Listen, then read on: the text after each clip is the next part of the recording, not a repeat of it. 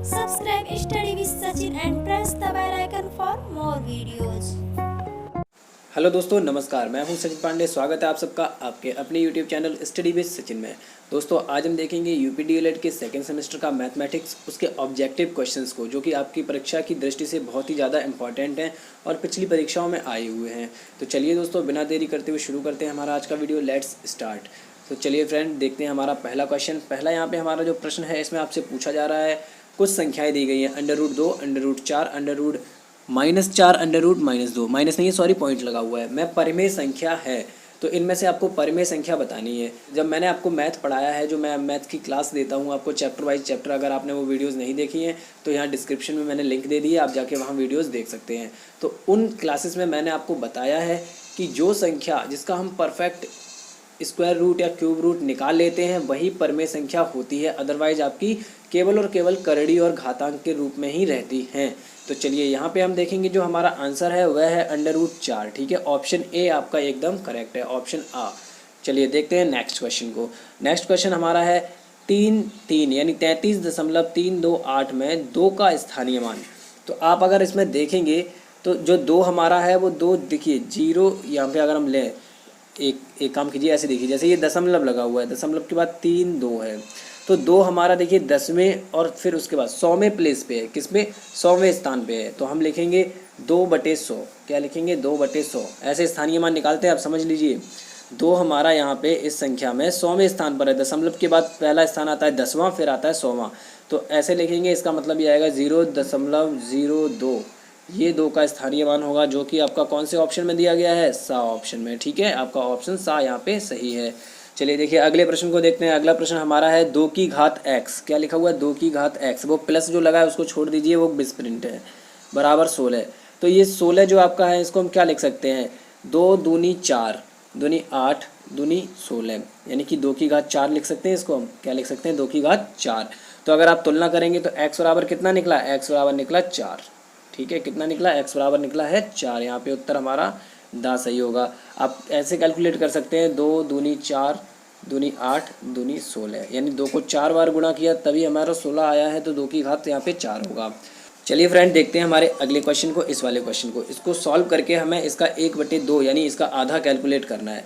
तो देखिए हम इसी में आपको सॉल्व करके बताते हैं। देखिए जब इन नंबर को सॉल्व करेंगे, आप इन नंबर्स को सॉल्व करेंगे तो यहाँ पर ये भाग का चिन्ह लगा है, 4 पलट के ऊपर चला जाएगा, आपका रह जाएगा ऐसे। देखिए मैं एक एक स्टेप यहाँ बता दे रहा हूँ। 2/8 गुणा 4/1। तो ये रह गया 4 दूनी 8, 2 से 2 कट गया। कुल मिलाकर हमारा यहाँ इस प्लेस पे कितना रह गया? 1। कितना रह गया? 1। अब देखिए इसमें से इसको घटा दीजिए तो आपका बचेगा -2/8 और बाद में है +1। इनको हम लिख सकते हैं ऐसे, 1 माइनस ये 2 एकम 2, 2 दूनी 2 चौके 8, 1/4। तो 4 एकम 4 में से 1 गया, कितना बचा? 3। तो 3/4 हमारा कुल मिला के यहाँ पे आंसर आया है। अब 3/4 का कितना निकालना है? 1/2। तो आपका आ गया 3/8। यही उत्तर आपका करेक्ट होगा, जो कि ऑप्शन दा में यहाँ पे दिया गया है। उम्मीद करता हूँ आपको सवाल समझ में आ रहे होंगे। चलिए नेक्स्ट क्वेश्चन को देखते हैं। नेक्स्ट क्वेश्चन हमारा यहाँ पे है, एक त्रिभुज की भुजाएं 2 सेंटीमीटर, 3 सेंटीमीटर, 5 सेंटीमीटर हैं, तो त्रिभुज होगा। तो देखिए तीनों ही भुजाएं आपकी अलग अलग दी गई हैं, यानी यहाँ पे जो हमारा त्रिभुज होगा वो विषमबाहु त्रिभुज होगा। ऑप्शन सा आपका करेक्ट है, विषमबाहु त्रिभुज। चलिए नेक्स्ट क्वेश्चन को देखते हैं। संख्याओं 10, 65 और 91 का लघुत्तम समापवर्त है, यानी कि लासा ज्ञात कीजिए। तो लासा कैसे निकालेंगे? आप लिखेंगे 10, 65, 91।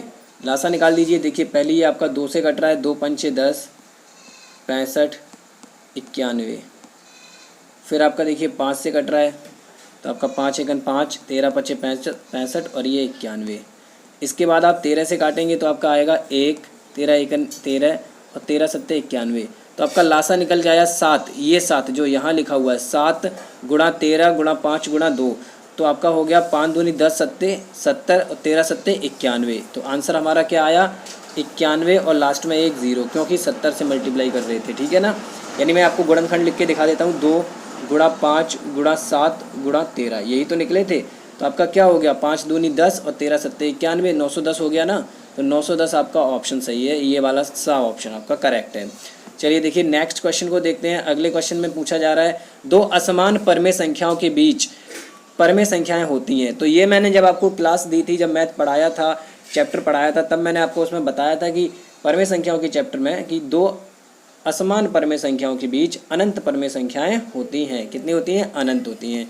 चलिए अगले क्वेश्चन को देखिएगा। इसको सॉल्व करना है तो पहले ब्रैकेट को सॉल्व करेंगे, तो 3 और 2 हो गया 5, ठीक है। अच्छा, ये एक्चुअल में दिया क्या गया है, ये आपका योग पर गुणा का वितरण नियम दिया गया है, ये भी मैं आपको पढ़ा चुका हूँ। तो इसको हम कैसे लिख सकते हैं? इसको लिख सकते हैं 3 गुणा 7, 7 का इधर गुणा हो जाएगा प्लस 2 गुणा 7, इसको लिख सकते हैं 3 गुणा 7 प्लस 2 गुणा 7। देख लीजिए ये कौन से ऑप्शन में है? ऑप्शन नंबर बा में।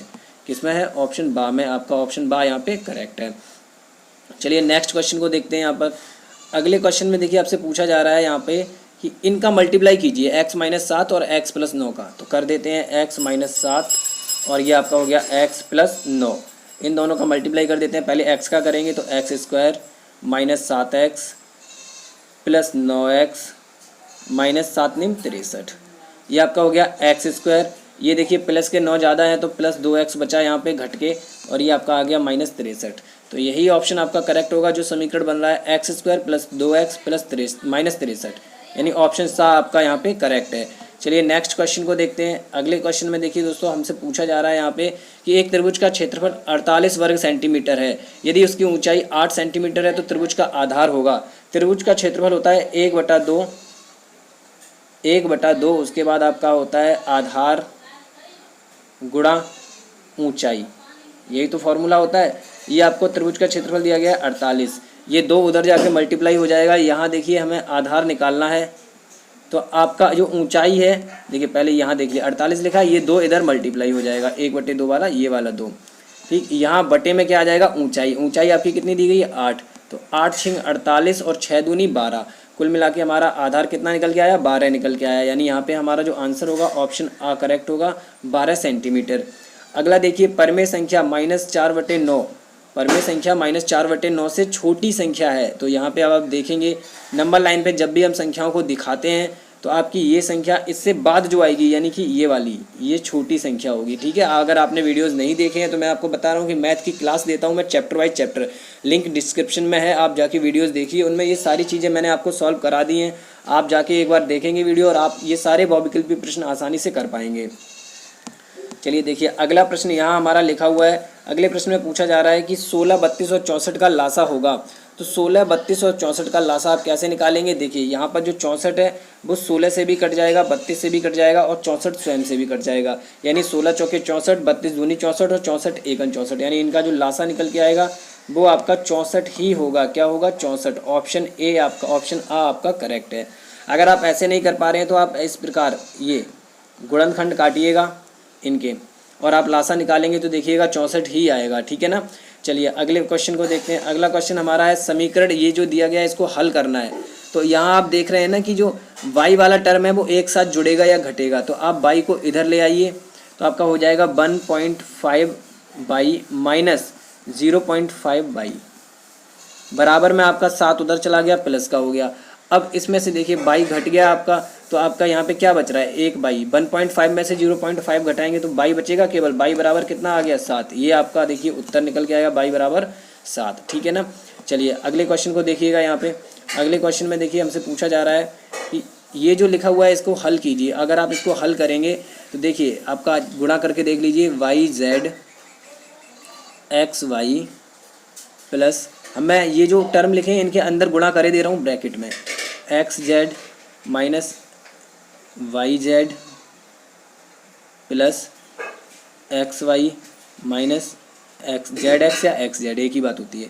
देखिए yz प्लस, ये प्लस का है, ये माइनस का है, ये xy माइनस है, ये प्लस है और ये प्लस है और यहाँ पर ये माइनस है। सारे कट गए, घट गए, आपस में 0 बचेगा। क्या बचेगा? 0 बचेगा। यानी आपका यहाँ पे द ऑप्शन एकदम करेक्ट है। चलिए देखिए नेक्स्ट क्वेश्चन को देखते हैं। यहाँ पर एक त्रिभुज का क्षेत्रफल 45 वर्ग सेंटीमीटर है, उसका आधार 15 है, तो त्रिभुज की संगत ऊंचाई क्या होगी? अभी अभी हमने किया था 1/2 बेस इंटू हाइट, बी यानी बेस इंटू हाइट, ये आपका फॉर्मूला होता है। ये दिया गया है 45। आपको क्या करना है? यहाँ पे संगत ऊंचाई निकालनी है। h बराबर निकालने के लिए 45 में ये जो 2 है इससे गुणा हो जाएगा क्योंकि दूसरी तरफ जाएगा। पक्षांतर करते हैं तो चिन्ह बदल जाता है, भाग से गुणा, गुणा से भाग, प्लस से माइनस, माइनस से प्लस, तो ये आपका गुणा हो जाएगा। और इससे जो ये b यहाँ पे आपको ऊंचाई दी गई, ये बेस आधार दिया गया है, उससे यहाँ पे भाग हो जाएगा। आधार आपका दिया कितना गया है यहाँ पे 15, कितना दिया गया 15। आप क्वेश्चन को देखिएगा, रिवाइंड करके 15 लिखा हुआ है वहाँ पे, ठीक है। 15 तिया 45 और 3 दूनी 6। उत्तर क्या निकल के आया है, देखिए 15 दिया गया था, उत्तर हमारा निकल गया है 6 सेंटीमीटर। चलिए नेक्स्ट क्वेश्चन को देखते हैं। अगला हमारा यहाँ पे जो क्वेश्चन है, चलिए दोस्तों नेक्स्ट क्वेश्चन को देखते हैं। अगला क्वेश्चन यहाँ पे हमारा है पूर्ण संख्याओं का योग तत्समक क्या होता है। योग तत्समक ये भी मैं आपको पढ़ा चुका हूँ, ये क्वेश्चन हम कर रहे हैं पूर्ण संख्याओं का योग तत्समक, ये मैं आपको पढ़ा चुका हूँ। यहाँ जो उत्तर सही होगा 0 सही होगा, क्या 0, ऑप्शन आ आपका करेक्ट है 0। ये आपका योग का तत्समक अवयव बोला जाता है 0, ठीक है। गुणा का क्या बोला जाता है 1 को हम गुणा का तत्समक अवयव बोलते हैं।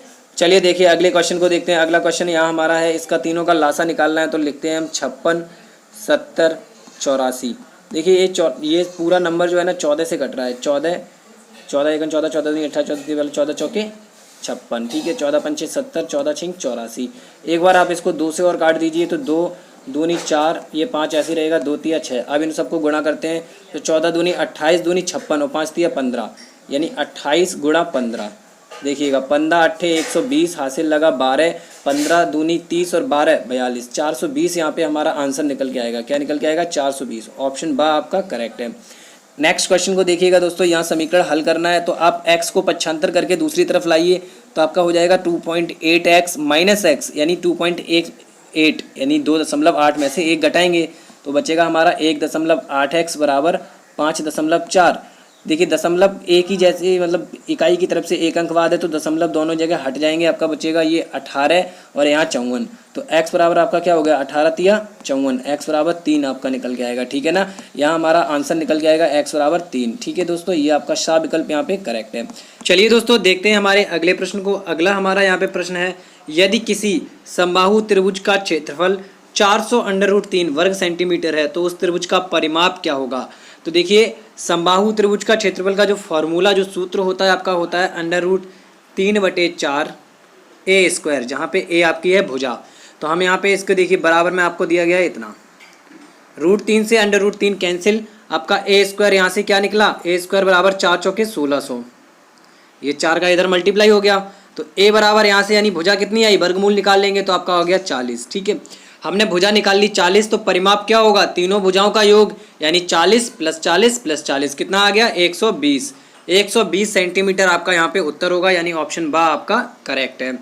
चलिए देखते हैं अगले प्रश्न को। अगले प्रश्न में दोस्तों आपसे पूछा जा रहा है इनका योग करना है आपको। तो जब आप योग करेंगे यहाँ देखिए मैं लिख के बता देता हूँ, x² - 2xy + 9y², इसमें हमें जोड़ना है x² + 2xy -8y²। देखिए जोड़ दीजिए आप, जैसे जोड़ा जाता है वैसे ही जोड़ लेते हैं हम। ये दोनों प्लस माइनस में है, घट जाएंगे 0 हो जाएगा। ये आपका इधर आ गया 2x² और यहाँ आपका देखिए प्लस का 9 ज़्यादा है तो +9 में से ये 8 माइनस हो रहा है, यानी 9y² में से 8y² घट गए तो आपका बचा केवल 1y², यानी कि y²। तो आपका क्या उत्तर निकल के आया 2x² + y², यानी कि आपका यहाँ पे आंसर बा विकल्प करेक्ट है, 2x² + y²। अगला क्वेश्चन देखिएगा दोस्तों। अगला क्वेश्चन यहाँ पे आपको दिया गया है, परमेय संख्या -24/45 के समतुल्य संख्या है। इसको काट दीजिए, आपका क्या आएगा 3 अट्ठे 24 और 15 तिया 45, नीचे 15 बार में आपका निकल के आया -8/15। यही आपका उत्तर सही होगा, यानी कि ऑप्शन बा यहाँ पे भी करेक्ट है, ये आंसर आपका करेक्ट है। चलिए नेक्स्ट क्वेश्चन को देखिएगा। नेक्स्ट क्वेश्चन यहाँ पे हमारा है, समीकरण जो आपको दिया गया है इसको सरल करके x का मान निकालना है। तो कैसे सरल करेंगे, देखिए x + 4, ये समीकरण दिया गया है ना, आप 10 को दूसरी तरफ ले जाइए तो आपका हो जाएगा -4 - 10, कितना हो गया 14 हो गया। तो x बराबर ये आपका हो जाएगा 14 - 14 और ये 4 गुणा में था, इधर आ गया आपका, ये भाग में था सॉरी, यहाँ गुणा में आ गया, 14 चौके 56, यानी कि -56। ये आपका 4 से गुणा हो रहा है, 14 चौके 56, -56 आपका आंसर सही है यहाँ पर। चलिए देखिए आपका उत्तर कौन सा सही है, विकल्प आ सही है आपका। आगे देखते हैं अगले प्रश्न को। अगला प्रश्न हमारा है, 1 वर्ग सेंटीमीटर भुजा, एक वर्ग है जिसकी भुजा है 1.6 मीटर, ठीक है, एक वर्ग है जिसकी भुजा 1.6 मीटर, ये आपको दी गई है। वर्ग का क्षेत्रफल होता है a², यानी भुजा का वर्ग, तो 1.6 इसका वर्ग करेंगे तो 16 का वर्ग कितना होता है 256, 2 अंक बाद दशमलव यहाँ आ जाएगा, ठीक है। 2 अंक बाद क्यों आएगा, क्योंकि ये 1.6 का 2 बार गुणा हो रहा है, स्क्वायर लगा है, तो कुल मिला के 2 अंक बाद दशमलव आएगा।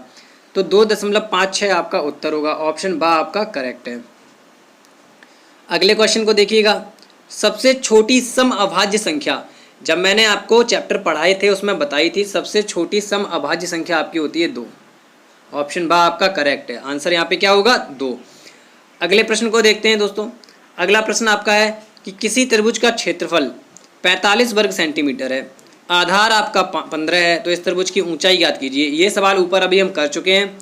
त्रिभुज का क्षेत्रफल कितना दिया गया है 45। वैसे क्षेत्रफल होता कितना है त्रिभुज का, किसी त्रिभुज का क्षेत्रफल 1/2 बेस इंटू हाइट, यही तो होता है। ये दिया गया है 45।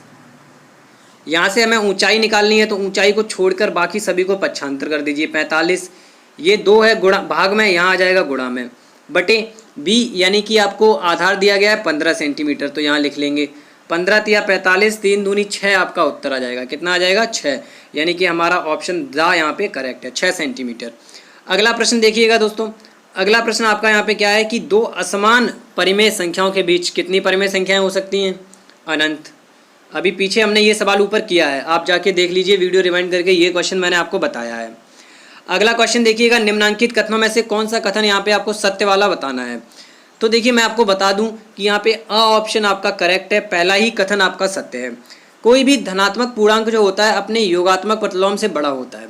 धनात्मक पूर्णांक जैसे आप 2 ले लीजिए, तो इसका योगात्मक प्रतिलोम क्या होगा, -2 होगा। अगर आपने योगात्मक प्रतिलोम नहीं पढ़ा है तो मैंने चैप्टर 5 की जो वीडियो बनाई है आप जाकर उसको देख लीजिए, लिंक मैंने डिस्क्रिप्शन में दी है सभी चैप्टर्स की, आप वहाँ देखिए जाके, आपको मिल जाएगा, सारा कुछ समझ में आ जाएगा, ठीक है। चैनल को सब्सक्राइब भी करिएगा। अब क्या कहा जा रहा है हमसे ऑप्शन ए में कि एक धनात्मक पूर्णांक अपने योगात्मक प्रतिलोम, ये धनात्मक पूर्णांक हो गया, ये इसका योगात्मक प्रतिलोम हो गया, इससे बड़ा होता है। बिल्कुल जी, बड़ा का चिन्ह थोड़ा उल्टा लगा दिया मैंने, ऐसे आ जाएगा।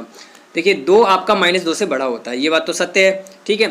तो यही हमारा ऑप्शन सही होगा। बाकी देखिए एक ऋणात्मक पूर्णांक का जब योगात्मक प्रतिलोम निकालेंगे तो वो धनात्मक आएगा, और एक ऋण संख्या धन संख्या से कभी बड़ी नहीं हो सकती। इसी एग्जाम्पल को समझ लीजिए, संख्या हमने ली -2, इसका योगात्मक प्रतिलोम क्या आएगा +2, तो क्या ये -2 इससे बड़ी होगी जैसे हमारा कथन में लिखा है, नहीं होगी, ये इससे छोटी होगी, यानी ये कथन असत्य है। अगला जो आपका कथन है, कथन सा, शून्य एक पूर्णांक नहीं है। शून्य भाई पूर्णांक है, ये भी असत्य है, शून्य जो है हमारा पूर्णांक होता है। और ये द ऑप्शन, माइनस की संख्या जो होती हैं वो जो बड़ी वाली होती हैं, जैसे नंबर लाइन हम लिखते हैं ना 0, इधर चलता है -1 -2, तो इधर जो भी संख्याएं आ रही हैं हमारी सब छोटी होती चली जाएंगी। तो यहाँ पे -5 बड़ा होगा -17 से, ये उल्टा लिखा हुआ है, -17 छोटा है, ठीक है ना। चलिए दोस्तों देखते हैं अगले क्वेश्चन को। 21 की अनुवर्ती क्या आपसे पूछा गया है, 21 की अनुवर्ती निकालते हैं 1 को जोड़कर। तो 21 की अनुवर्ती पहले आप निकाल लीजिए, 21 की अनुवर्ती क्या आएगी, 21 और 1 22। फिर 22 की अनुवर्ती क्या पूछा गया है, अनुवर्ती की अनुवर्ती, यानी कि 2 बार अनुवर्ती निकालनी है, तो 22 की अनुवर्ती क्या आएगी 23। ऐसे ये आपका आंसर आ गया 23, ऑप्शन द आपका यहाँ पे करेक्ट है। चलिए नेक्स्ट क्वेश्चन को देखिएगा, इस वाले को। एक आयताकार मैदान का क्षेत्रफल 0.5 हेक्टेयर दिया गया है। कितना दिया गया है, 0.5 हेक्टेयर। इस मैदान की भुजा ज्ञात कीजिए, और एक भुजा आपको 125 मीटर दी गई है, दूसरी भुजा निकालनी है। देखिए दोस्तों क्या होता है कि जब हेक्टेयर में आपको दिया जाए क्षेत्रफल, तो आपका होता है 1 हेक्टेयर बराबर 10,000 मीटर स्क्वायर। तो यहाँ पर 0.5 हेक्टेयर है, तो आपका 1 0 तो इसमें दशमलव हटाने में चली जाएगी, आपका बचेगा 5000 मीटर स्क्वायर। तो 5000 मीटर स्क्वायर क्षेत्रफल है, एक भुजा दी गई है 125, इससे कर देंगे डिवाइड, काट दीजिए। देखिएगा ध्यान से, ये आपका 4 बार में 500 होता है, और 1 0 आ गई, यानी बचा आपका कितना 40 मीटर। कितना बचा 40 मीटर, ऑप्शन सा आपका करेक्ट है, ठीक है। आपका अगला और लास्ट क्वेश्चन है, यहाँ पर देखिएगा 1 घन मीटर बराबर होता है। तो 1 घन मीटर आपका देखिए 1 क्यूबिक, यानी कि घन 1 क्यूबिक मीटर आपका बराबर होता है लीटर में 1000 लीटर के। कितने, 1000 लीटर के, 1000 लीटर के बराबर होता है। यहाँ आपका आंसर होगा ऑप्शन द, ठीक है। कौन सा ऑप्शन होगा, ऑप्शन द, ये वाला, ठीक है। द ऑप्शन आपका करेक्ट है। तो दोस्तों मैं उम्मीद कर रहा हूँ कि आपको मैंने जो भी सवाल कराए हैं ये सारे सवाल आए हुए थे और आपको पसंद आए होंगे और आपको समझ में भी आए होंगे। और आपको अगर मैथ की क्लास लेनी है चैप्टर बाय चैप्टर, तो आप मेरे चैनल को सब्सक्राइब करिएगा। अब प्ले लिस्ट में जाइए, सेकेंड सेमेस्टर की प्ले लिस्ट में जाइए, वहाँ आपको वीडियोज़ मिल जाएंगी, चैप्टर बाय चैप्टर सारे क्लास मिल जाएंगे मैथ के। दोस्तों अगर आपको वीडियो पसंद आई हो तो इसको लाइक कर देना, शेयर कर देना अपने साथियों के साथ, और अगर आपने हमारे चैनल को अभी तक सब्सक्राइब नहीं किया है तो चैनल को सब्सक्राइब कर लेना। मिलते हैं अगली वीडियो के साथ, तब तक के लिए नमस्कार, बाय बाय, जय हिंद।